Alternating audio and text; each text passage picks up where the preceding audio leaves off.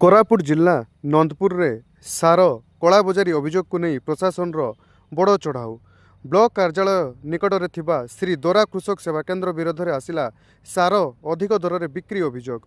मुदुलीपुर grammar जड़े कृषक यह केन्द्र आधार कार्ड दे 2 बैग डीएपी सार किनी।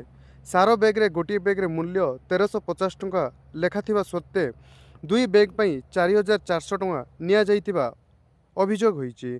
एथिसह सार सहित नान दि जाई नथिबा मध्य कृषक अभियोग करिसंती। ए नै कृषक कोन कहिसंती आसंतु सुनिबा। सीसा ये सारो केते टंका आनलो कोठु आनलो बाबू?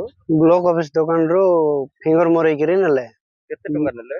2200 टका। को सारो आनिछ तू? डीएफ केते पैकेट आनलो? 2 पैकेट। ए आधार कार्ड देथिलो? आधार कार्ड देछि। कोन बोली कर कहले 1350 टका सारो काहे कि 2250 देलो? मागले तो देली सर रे 2000 लगा करे नउथिले 2200 बोली कहला रूम देली।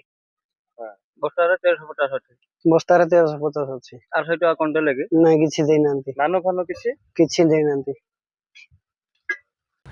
कृषकों अभियोग पर घटना संपर्क में नंदपुर तहसीलदार देवव्रत महाराणा को जणाइथिले। यापर तहसीलदार नेतृत्व में कृषि विभाग अधिकारी और पुलिस टीम उक्त कृषक सेवा केन्द्र में चढ़ाऊ करथिले।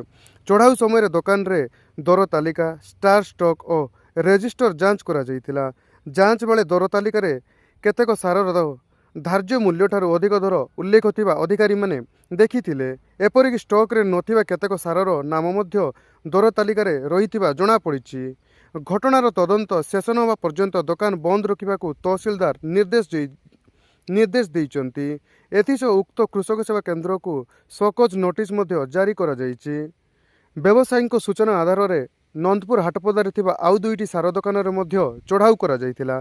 तेबे सेठारे सेभली कोनोसी अनियमितता किंबा कलाबजारी देखिबाकू मिली नथिबा जणा पड़िछि। चाषी मानकु धार्य मूल्य ठारू अधिक दर में सार बिक्री न करने समस्त सार व्यवसायी को तागिद करिसंती तहसीलदार देवव्रत महाराणा। चढ़ाऊ रे नंदपुर कृषि विभाग और पुलिस पक्षरु टीम सामिल होइतिले। सारर निर्धारित मूल्य रे बिक्री और चाषी स्वार्थ सुरक्षा प्रशासन यही चढ़ाऊ को नहीं नंदपुर अंचल में चर्चा जोर धरी। तेबे तदंत शेष होगा पर अभियोगर प्रकृत चित्र स्पष्ट होब।